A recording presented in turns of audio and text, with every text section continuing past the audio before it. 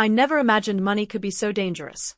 At first, it seemed like a harmless opportunity, an experiment, a chance to make some quick cash. I was approached online, just a casual message. Ever thought about living as a woman for a week? We pay well. My initial thought was a joke. I laughed and scrolled past, but curiosity got the better of me. When the offer came again, with a clear contract and assurances of safety, I hesitated. It was tempting. And then, out of nowhere, I found myself signing on. 1 week, full immersion, full payment, the coordinator said, her tone firm. Easy money, I thought. No big deal. The first day felt like a movie set. They handed me outfits, makeup kits, shoes that pinched immediately, and a bag full of accessories. My reflection in the mirror shocked me. My features looked softer, my frame more delicate. The wig, styled perfectly, framed my face in a way that made me almost unrecognizable. I blinked. Is this really me? I muttered. The assistant smiled. Welcome to your new identity. Today, you're Lila. I swallowed hard. Lila? The name sounded foreign, seductive, and strangely fitting. I felt a jolt, fear, curiosity, and an unexpected thrill mixed together.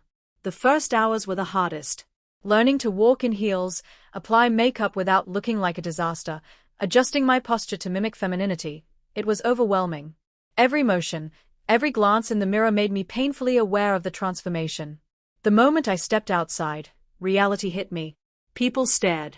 Not the polite, fleeting glances, but actual, lingering looks. I tried to walk normally, keep my head up, and avoid panicking. But each stare made my heart race, reminding me of how visible and fragile my new identity was. Even small things became challenges, crossing the street, carrying a bag, holding the door. Every step required thought, every gesture was scrutinized by my own internal critic. Am I doing this right? Do I look convincing? Do people suspect I'm faking it? And then came the first paycheck. Seeing numbers on paper should have been exhilarating, but all I felt was a knot in my stomach. Money had a price. The price was my identity, and possibly, my freedom. By the second day, the novelty faded into awkwardness. I tried to go about daily life, ordering coffee, walking in public, even meeting a few strangers, but the world didn't treat me as me. It treated me as Lila. At a cafe, the barista smiled, handed me my drink, and said, "Have a lovely day, miss." My cheeks burned. I stammered out a thank you, and as I walked outside, I heard giggles from a nearby table. My pulse quickened. Was it me? My outfit? The way I carried myself? Every interaction reminded me that I had stepped into a world I had never prepared for. At home, I locked the door and sank onto the couch. My reflection in the mirror, soft jawline, wide eyes, subtle curves, looked back at me with a strange intensity. Fear twisted in my stomach. This isn't temporary. I can't stop now. I'm trapped in her body, temporarily, they said, but what if it becomes more? The secret exploration began in earnest. Alone in my apartment, I tried different outfits. Each dress, skirt, or blouse transformed not just my body but my perception. I experimented with makeup, contouring, eyeliner, lipstick shades, marveling at how colors shifted my features. I practiced gestures, crossing my legs delicately, tilting my head, moving my hands gracefully. It was intoxicating. I couldn't deny the thrill.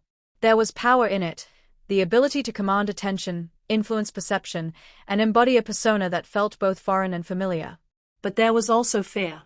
Fear of discovery, fear of judgment, and fear of losing myself in Lila. I began speaking in softer tones, experimenting with voice modulation. Even my laughter changed, lilting and melodic. It felt surreal, like learning to inhabit someone else's body while simultaneously discovering a side of myself I never knew existed. By the third day, the line between me and Lila blurred. I ventured into public spaces, attending small events orchestrated by the coordinators. At first, panic overtook me. Every step was calculated, every glance analyzed. But slowly, I began to adapt. People didn't know I was an experiment, they only saw Lila. And Lila was confident, beautiful, and intriguing. At a boutique event, a stranger complimented my earrings. I felt a rush of exhilaration. Another guest asked me for a drink recommendation. I responded with poise and charm. My hands moved delicately, my posture subtly perfected, and I noticed people reacting differently to me. Attention was intoxicating, and for the first time, I felt seen in a way I never had before. Yet, despite the growing confidence, anxiety lingered. The paycheck, the contract, the orchestrated scenarios, they were all reminders that this freedom was conditional. I couldn't escape yet, not without consequences. And the thought of returning to my old life, leaving Lila behind, terrified me more than I expected. The climax came during a gala arranged by the coordinators, a test of poise, confidence, and social mastery. I arrived in a stunning gown, heels that made my calves ache, hair styled into perfect waves, and makeup that accentuated every feature. The room glittered with chandeliers, laughter, and conversation, and every step I took was scrutinized. At first, I froze. The weight of expectation, of visibility, pressed down on me. But then I remembered every lesson of the past days: posture, gestures, grace. I straightened my back, lifted my chin, and began to move through the crowd with deliberate elegance. Clients and executives approached. Compliments flowed. Conversation came naturally. My voice, gestures, and presence captivated attention. I realized something profound. Fear had transformed into power. Confidence replaced panic. I wasn't just surviving as Lila, I was commanding the room. Even when a small stumble threatened to ruin my balance, I recovered gracefully, smiling and continuing as though nothing had happened. Laughter, not judgment, followed. I had owned the moment. The final confrontation with the coordinator came quietly, later that evening. "You've exceeded expectations," she said. "But, tell me honestly, do you want to return to your old life, or do you want to continue as Lila?" I paused, my heart hammering. The old me, trapped behind months of societal conditioning, wanted to say yes, return to safety, to normalcy. But the me I had discovered, the empowered, confident, and self-assured Lila, hesitated. I don't know, I admitted. Part of me wants my old life. But another part feels like she belongs here. She nodded. That's the choice. But whatever you choose, own it. This isn't about coercion, it's about discovery. And in that moment, I realized the truth. I had been trapped, yes, but in the process, I had discovered strength, confidence, and authenticity I never knew existed. Lila wasn't just a costume. She was a part of me. The days after the gala were quieter, introspective. I walked, talked, and interacted as Lila with ease. Friends who were initially shocked began to accept the transformation. Colleagues treated me with newfound respect. Even strangers noticed a subtle power in my presence. The money that had drawn me in initially became secondary. The real reward was self-discovery. I had been paid to live as a woman, yes, but in the process, I had learned to inhabit confidence, presence, and authenticity. I looked in the mirror late one night, Lila staring back at me with wide, expressive eyes. "You're strong," I whispered softly. "You're beautiful. And most importantly, you're unapologetically you." For the first time in my life, I believed it. The paycheck, the contract, the orchestrated events, they were all behind me. What remained was empowerment, self-acceptance, and a woman I never thought I could be, yet had always been inside. I smiled, brushing my hair back, feeling the soft fabric of my dress against my skin. Being trapped had been terrifying, but being trapped had also set me free. The first nights alone in my apartment were surreal. Lila's reflection stared back at me from the mirror, soft-faced and wide-eyed, and I hardly recognized the person beneath. The wig I wore framed my face perfectly, the makeup subtly enhanced my features, and the delicate curves accentuated by padded outfits made me pause. I touched my cheek softly, whispering, "Who are you? Who am I now?" Curiosity took over fear. I began experimenting, small steps at first. Trying on different outfits, feeling textures of silk and lace against my skin. Sliding into high heels and wobbling across the room, testing my balance, imagining what it would feel like to step outside as this version of me. Every motion made my pulse race, part fear, part thrill. I discovered power in subtlety. How a tilt of the head could seem alluring, how a gentle smile could command attention, and how a softly modulated voice could change the way strangers reacted. Even laughing differently felt foreign and intoxicating. I found myself practicing in front of the mirror for hours, shifting between my old self and Lila, wondering if I could ever return fully to who I had been, or if Lila had become permanent in my mind, at least. By the third day, the coordinators encouraged public exposure. "It's time to test your persona," they said. They arranged a small shopping outing, nothing too intense, just navigating a boutique and interacting with other shoppers. I was terrified. The thought of people recognizing me, judging me, or worse, laughing at me, made my stomach churn. But stepping outside, something shifted. Lila walked confidently, my shoulders back, hips swaying, a soft smile on my lips. Every glance from strangers felt like validation. Some were approving, some curious, and some didn't notice me at all. But that didn't matter. The sensation of being seen without judgment was addictive. At the cafe, I ordered a drink, my voice soft and melodic. The barista smiled and said, "Miss, your latte's ready." I froze for a moment, then responded naturally, "Thank you." The words felt foreign yet right. Outside, I could hear whispers and subtle laughter from a nearby table. My heart raced, and I realized I didn't care. They were looking at Lila, not me. The thrill of being admired, even anonymously, began to eclipse the anxiety. Every compliment, every glance, became a subtle affirmation. Lila was alive, and she existed confidently in the world, even if only temporarily. At home, the private experiments grew bolder. I tried hairstyles, new makeup techniques, and different wardrobes, observing how each alteration shifted my persona. Contouring my face brought out cheekbones I never knew I had. A new lipstick shade made my smile glow differently.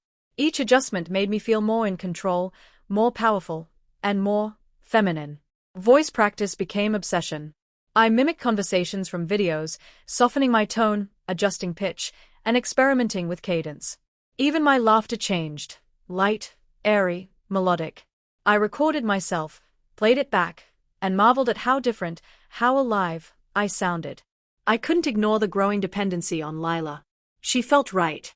My old self felt constrained, heavy, awkward.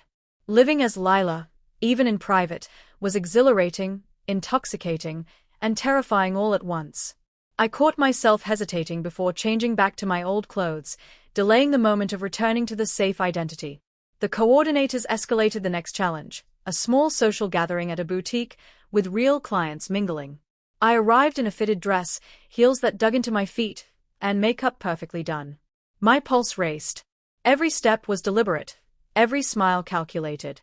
At first, I froze, tongue-tied and awkward. But as I observed others, something clicked. I remembered everything I had practiced: posture, gestures, voice, poise. Slowly, deliberately, I entered conversations, laughed naturally, and even complimented strangers. The attention was intoxicating. For the first time, I felt not just visible, but commanding. One guest complimented my earrings. My cheeks warmed, my smile widened. Another asked me for a drink recommendation. My response flowed easily, with humor and charm. Each interaction reinforced a growing confidence that was slowly replacing fear. Lila wasn't just a mask, she was a persona that demanded recognition, and I was beginning to enjoy it.